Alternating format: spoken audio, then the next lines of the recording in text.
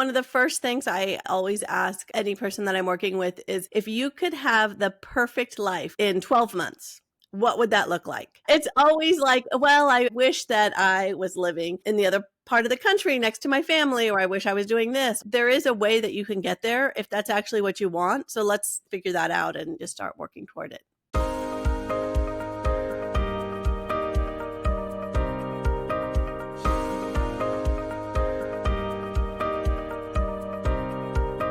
Thank you, dear listeners and viewers, for joining me today on the Kerry Barrett Show. I'm excited to introduce you to our guest for this week's episode. This is Kris Kendall, and she is helping you feel fulfilled after 40. That's sort of it in a nutshell. But Kris, it's great to have you with us.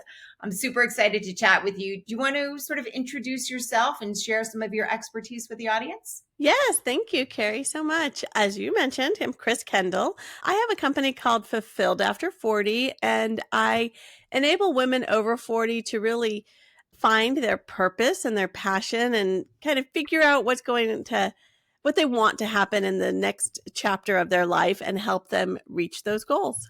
So let me start by asking, because I fit into this demographic by a fairly wide margin.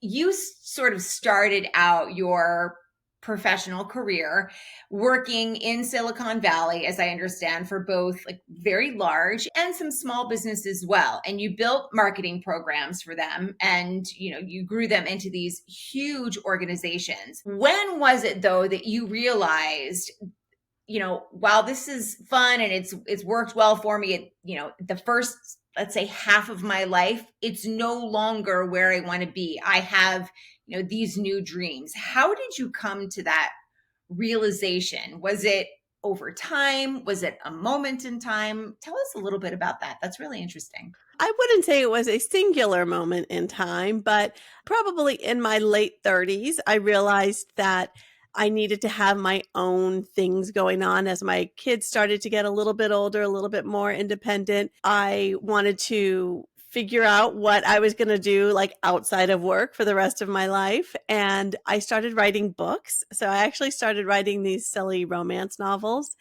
I have a lot of books out there right now. And so that's kind of where it started for me. And then around the time that I was in my early 40s, a lot of my friends who were in that same age, they started to come to these, points where they were either dealing with divorce, they were changing careers, their kids were getting ready to go off to college, or at that stage of independence in their later teens where they just didn't need mom around anymore as often. And they really had nothing. They kind of had this like, I don't know what to do with myself, awakening, like what's next? And so I just really started to put, my efforts into helping them focus on what they might want. And then that's kind of where it all started for me.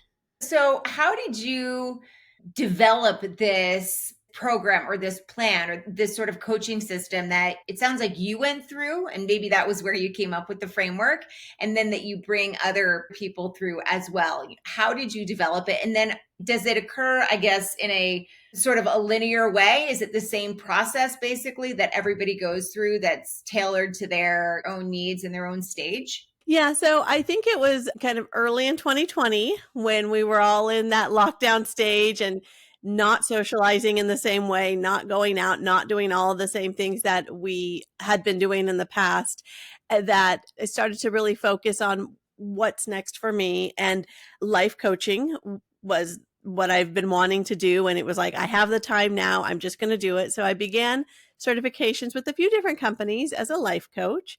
I realized that was exactly what I wanted to be doing. And so I began coaching first just with friends and then eventually taking on clients.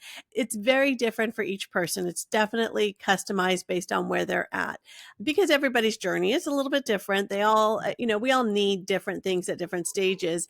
And so for some people, that means starting a business and, maybe making some extra money.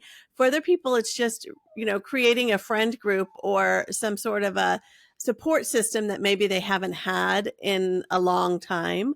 So really, as people come to me, the very first session might be that figuring out what they're looking for. And then after that, it's completely tailored based on what they need. It sounds like it's not just, let's say, for the woman who has been in an executive role or in a role within an organization and then is looking to create her own business. Somebody who has been a business owner, somebody who is, working as part of a larger organization and still wants to stay there. This is for them too. It's not just about professional changes. It's about you as a person and your whole life sort of planning and creation. Is that true? That's true. Yeah, exactly. For someone who has professional or career ambitions, we can work in that direction.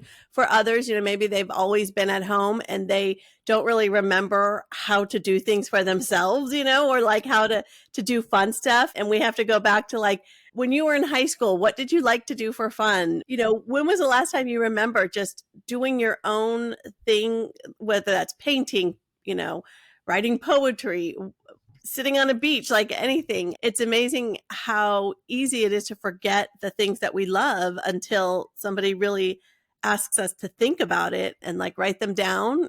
They almost don't exist. Yeah, it's very timely because I was just onboarding with someone else and she asked me that question, like, what do you like to do for fun? I had to write it down. I couldn't just sort of like ponder it in my head. It was part of that, the form I had to fill out. And I was like, I have no idea. And I actually did a LinkedIn post about it. Has anybody else forgotten how to have fun? Because I don't even remember who I was before kids and before, establishing my own business. It's shocking how quickly that stuff gets lost or how you don't even notice it, maybe is a better way to phrase it. Is that one of the biggest challenges that women are facing, like remembering who they were at their core? Are there other things, like are there other challenges that you see happening more often or that are more urgent perhaps? Yeah, I mean, that's certainly a big one. I think another one that is surprising is when I ask people like, who's your best friend or who are your closest friends? Sometimes they'll be like, oh no, I've got some great friends, so-and-so and so-and-so. And then it's like, okay, when was the last time you saw them? Well, 6 years ago, I saw them at a high school reunion, and 2.5 years ago, I talked to that person on the phone. But, there are so many women who don't have like a network of friends, like somebody that you could literally call right this minute and be like, hey, remember that thing we were talking about last week? This is what's going on with it. Or I had a horrible day. Can we just talk for 20 minutes? That is another really important part of finding fulfillment and happiness. And again, just realizing who you are and the kind of person you used to be and trying to get back some of that. I don't want to paint with a broad brush, but I will say that I feel like this problem that we're talking about, and not just the fun, but really all of it, I don't want to say it's entirely unique to women, but I do feel like, at least compared to the men and the women that I speak to, it is a challenge that more women deal with, or maybe it's that more women are aware of it and are at least thinking about it. Is that the case in your experience? And if so, why is that? It has definitely been the case. And I think what I've noticed, at least with a lot of the women that I've worked with, so much of their, 20s and 30s revolved around time with other parents of kids, the same age as their kids. So they're going through the school years together, the playgroups, the teams, the sports, the dance teams, all the games, etc. That's their social systems are all around their kids' activities.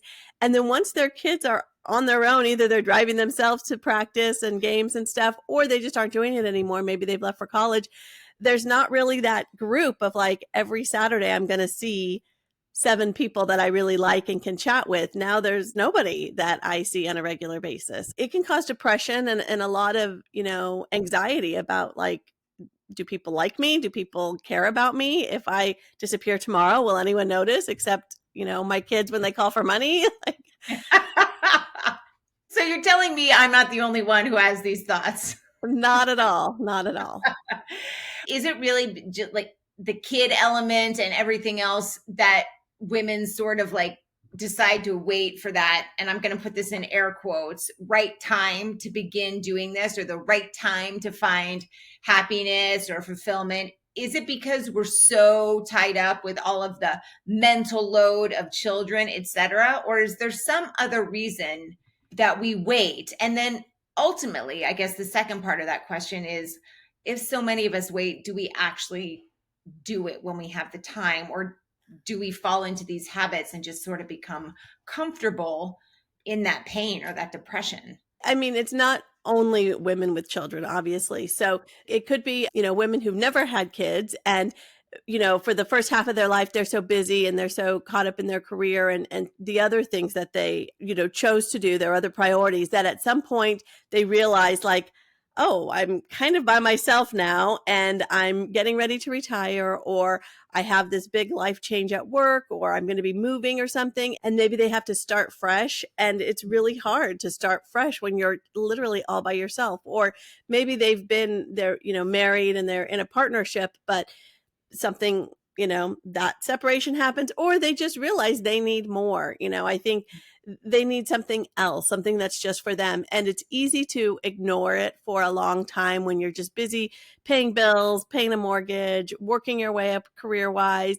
And at some point, that does slow down and you have to sort of evaluate your life and say, am I where I want to be? Is this it? Am I happy? And to your other point of like, do they do anything about it? A lot of times, sadly, they don't. They don't even really know that there's an option. Like, what do I do? Maybe I want friends. I don't know how to even start to have friends. Or I want to go back to painting. Do I just run to the hobby store and buy paints? I mean, is that it?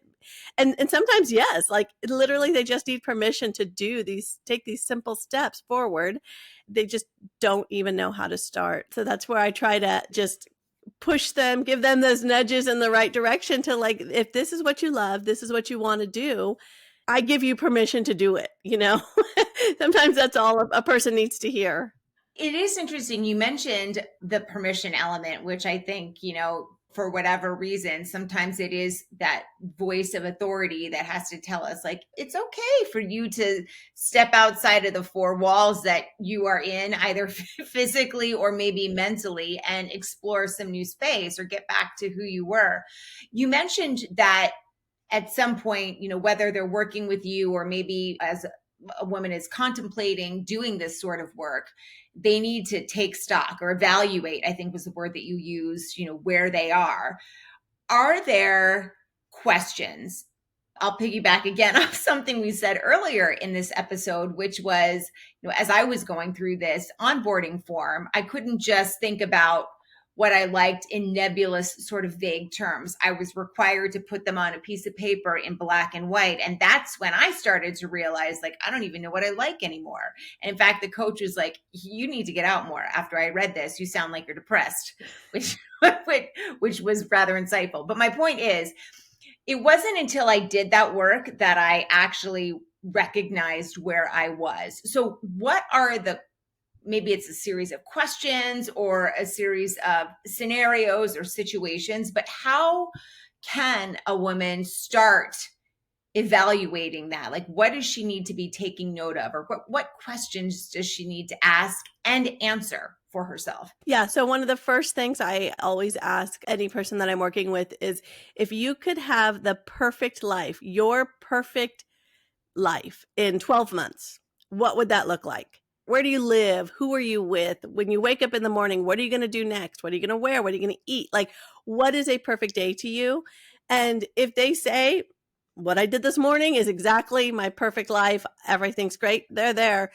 Most people, that's not the case. I was going to say, have you ever had somebody say that? Yeah, it's always like, well, I wish that I was living, in the other part of the country next to my family, or I wish I was doing this, or I wish I had this kind of job, or I wish I had this kind of money, or this kind of ability to travel.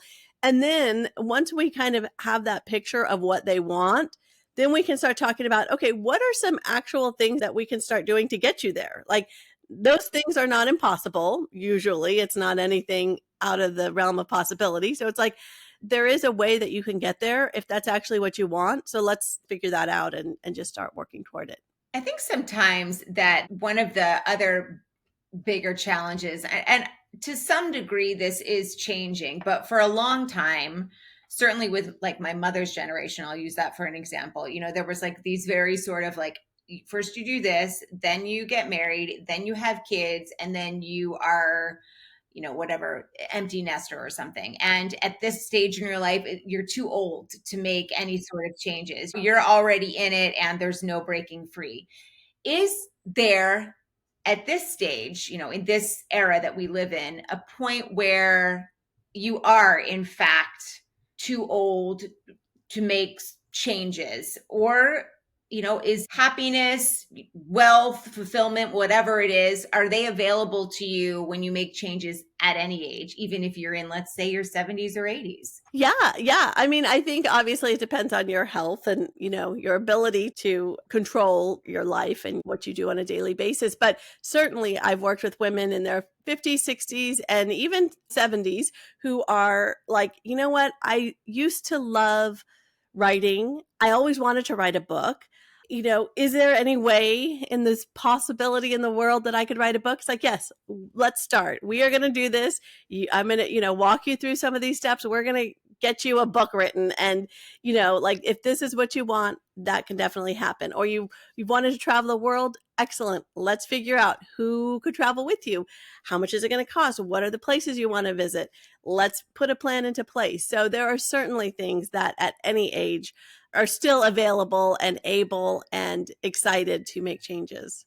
Do you find that along with that thought there about, you can make these changes pending physical ability, et cetera, resources, you can make these changes, but do you find in your experience that the older somebody gets, perhaps the more sort of set in their ways they get? Or maybe a better way with more positivity of phrasing that is, are there some additional like mindset perhaps issues that you're helping somebody through? Yes, for sure. Definitely I think everybody has mindset issues. And certainly there are people who are like, well, I'm, already 65 and I don't have a huge savings. So I don't know what my options are, but I've always wanted to do this thing, or I'd really like to move to this part of the country or something like that. But usually if they're reaching out to me, they want it enough that they're at least open-minded to the possibility that something could happen. And sometimes they come to me just thinking like, well, I just want to make some friends and I don't even know where to start, or something's not feeling good in my life and I just want to figure that out. And from there, it might evolve into something much bigger. But usually people are pretty open-minded that they're ready for a change. Maybe they don't know what it is or how to do it, but they just want something. To be completely honest, there are some people who just want someone to talk to. They just need a friend and they just want a friendly face to chat with. And that's okay too. I actually have a product called the Best Friend Experience, and I will literally just be a friend to people. Sometimes that's all you need is just a person to like visit with. And it's hard to find that. I love that you mentioned that. And you've mentioned friends a couple of times now. And I have a couple of questions about that because I do, I've moved around a lot and I know other women in my space have experienced, similar things in their lives, and it can feel really lonely. And then we start feeling like, oh gosh, why don't I have friends? Am I not likable, or am I not doing the right things, or whatever? It's very easy to get in your head once you start thinking about it. And I guess my question is, why is it so important to have that network? And I'm glad to know that I'm not the only person who feels like they don't have it sometimes, but it sounds like it's really common. So why is it so important to have that support? And then, well, let me start with that question. Yeah, I think that it really goes down to just sort of our need for a village, for lack of a better word. Like, we need people around us that we can experience good times and bad times with. Even when you're having a great day and you just want to talk to somebody and tell them like, you're never going to believe what just happened at work, or I found $100 on the sidewalk today. Whatever it is, it's nice to have someone to share. And certainly during the harder times, just having a person to talk to or a group of people who can support you, tell you that things are going to be okay, remind you about the good things, when you are sick, remind you why you should fight and that there are people that care about you and love you and need you in their lives, etc. So it's just super important at any age to have that group. And as we get older and we've like, okay, for the next 15 years, my whole world's going to revolve around my family or my work or my clients or whatever. And then all of a sudden those are gone or different. And you're like, I haven't talked to people in forever. I don't even know how to call them. Is their number still the same? And then you just feel like, oh, it's too late. It's been too long. I can't just call. I can't just send a text to say, hey, how's it going? Right? That'll seem insincere. It's not. Just do it. Just send the text. I was thinking about you today. Remembered a funny time from 25 years ago. Hope things are well. And if you can just starting up that conversation, it's amazing how like happy you can feel after just a quick exchange with somebody who you've shared experiences with. And I imagine that, as sort of awkward or maybe uncomfortable as we might feel reaching out to somebody whom we haven't spoken to, 9.99999 times out of 10, they're going to be thrilled that you reached out because they might have been feeling the same awkwardness or hesitance in reaching out on their side as well. People appreciate that. Definitely. Yeah. I've never gotten a text from somebody that I haven't heard from in a while and been like, how dare they reach out to me? Yeah, no, it's always like, oh my gosh, look, it's them. I haven't thought of them for years. And I'm so happy to see that things are good, yeah. Do you find that this friendship issue is one of the more common challenges that women face when they are sort of redesigning this second part of their life? Or are there other challenges or issues that you see coming up also, on a regular basis? Yeah, this is that time of our lives where we're often in kind of a sandwich situation where we've got parents that are aging, we've got kids that are maybe going to college or whatever. We're kind of dealing with both being caretakers and responsible for two different generations with very different needs, but then also in some cases kind of similar needs. And so it can be super overwhelming. And so I think that the friendships, number one, having them is one thing, but then there's also on the flip side of that, being around in like bad friend circles or having the one person that you talk to the most is very negative, or they're always bringing you down. They're always telling you, why you should be mad about something, why you should kind of these toxic relationships, right? Like, so some of us, we get caught in this, like, but they've always been my friend for the past 30 years. I can't walk away now. But that's just what, bringing them to this, like creating their depression or creating this sense of like unhappiness in them. And sometimes you have to cut those relationships off. You really have to walk away and say like, I love you and I'll see you at Christmas time, but I can't be there for you on a daily basis because I need to have a healthier network of people in my life. That's probably one of the biggest components of self-care, at least in my experience, that is like overlooked. And when I say my experience, I just mean from talking with other women, that I'm friends with.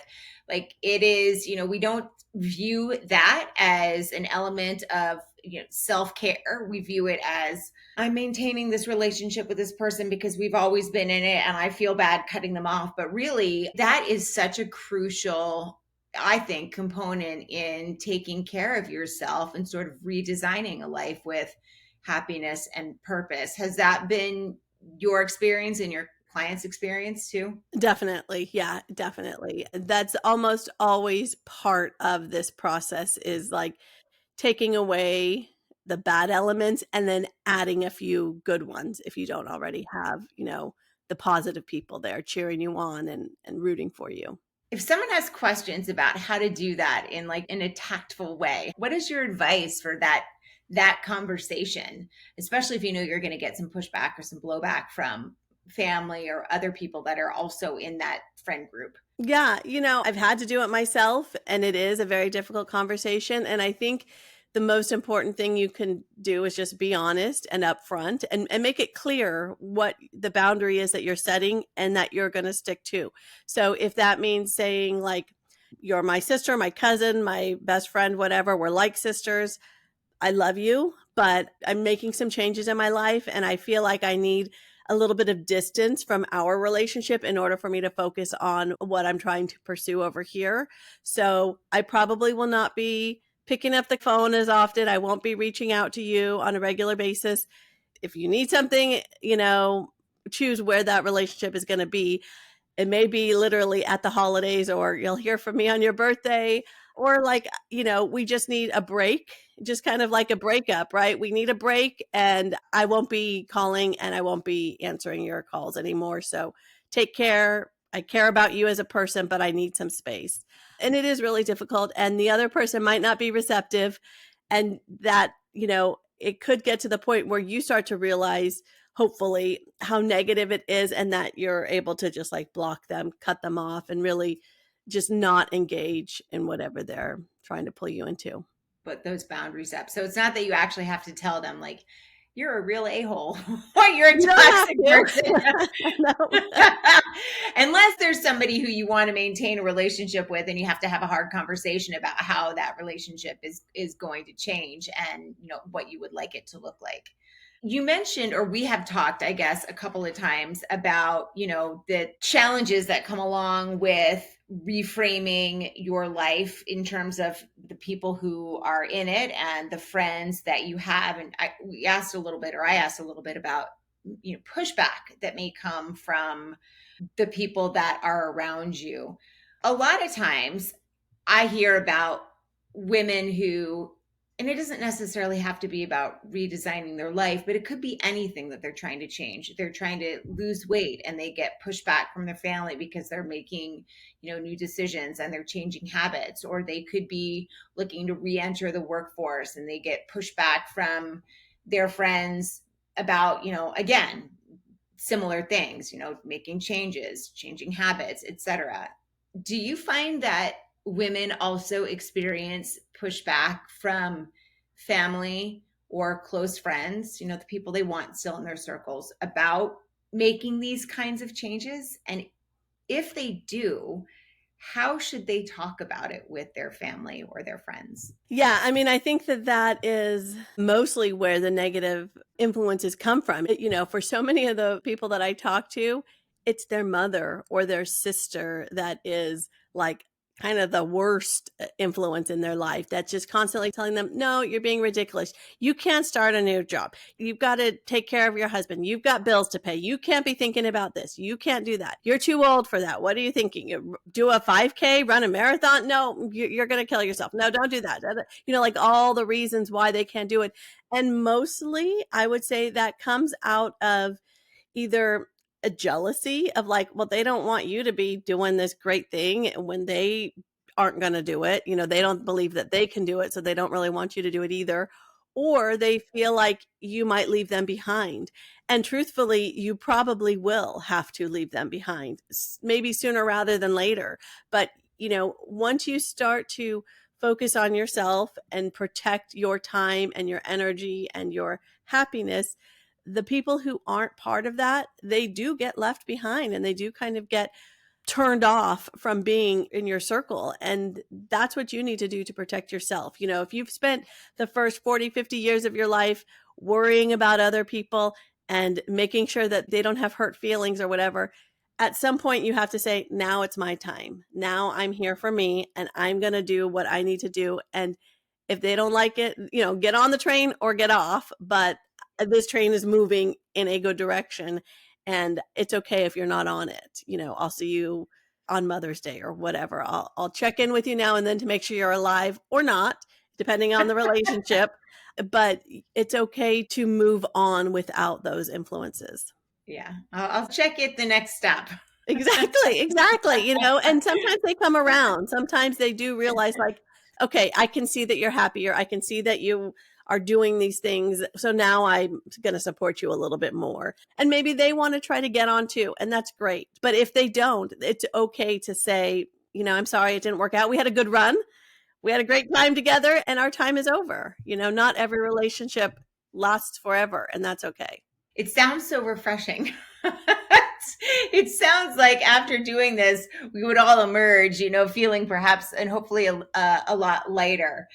As you work with clients, are there any areas you talked with women who are sort of going through this or contemplating it? Is there anything that they are surprised about, or maybe that you are surprised about when it comes to the results? They've sort of come through this process, they're out the other side, and they're like, I knew this was what I was working for, but I had no idea that I would also, experience this or get this out of it. Is there anything that comes up that is surprising for them? Yeah, I mean, I think most of the results are surprising to some degree, because although people start the process thinking like, well, that would be really awesome if this thing happened, in the back of their mind, usually they're kind of skeptical. They're not really sure that they could do it, even though other people have done it. They don't know that they can do it. So a lot of times it's like starting a little business, doing something that they love as a hobby and maybe making some money for it, or starting a bigger business, whatever it is.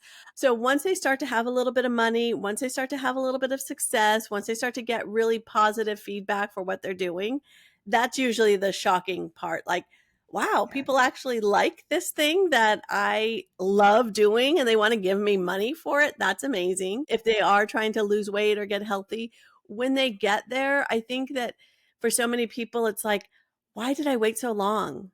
I've wanted this for my entire life. Why did I wait until I was 55 to finally start walking around the block every day and start putting my health first? And why did it take a serious health scare to wake me up? I should have done this a long time ago. So yeah, I think that that's really common. The through line of this conversation is don't wait. Do it now. Yes, what are you waiting for? You're not going to, yes, we're not getting younger. That's really what it is. Like, we have so much time left. Do you want it to be great or do you want to continue to be miserable? You choose. Do you want to make changes the easy way, or do you want to keep moving forward feeling like you're trudging uphill through molasses in January? Exactly. Like, we can put together a path that can get you things quickly, or you can just continue to be miserable. And why would you do that? All right. Well, so speaking of putting together a path, because we're out of time right now, but if people are interested, Kris, in learning a little bit more about you or how they might be able to work with you, where should they go? Yes. So I would say visit fulfilledafter40.com. I have a podcast that I do and it's live coaching sessions, and that's sort of like a consultation freebie. So if somebody wants to have a free session, we can do it as an episode of the podcast. Otherwise, if they're ready to just get started, I have different packages. I have a 2-day intensive where we can just sit together and like map out everything they need in 2 full days. I'll travel to their location. And so we can just like make some progress very quickly. I love that. Okay. And I have 2 more questions, which I should have asked you at the start of this episode. How old are your kids? So my kids are 18 and 21. So they're definitely at that stage of like fully independent. And I'm at that stage where I have so much time on my hands. I'm filling it up with things that I love. And this is really what I love doing. Yeah. And okay, and your romance novels. Do you care to share? Are you under a pen name? I'm under a couple pen Where names. should we look for you? I don't usually share them. One of them is called Aspen Drake. Those are contemporary romance. I have another pen name that's a little bit more risque, so I don't usually share that publicly. DM me, okay? Yeah, exactly. We'll do it on the DL. Yeah. I love it. I love it. Kris, it was so nice to meet you, and it was wonderful chatting with you. Thank you so much for being part of the show. Thank you so much, Kerry. It's been fun.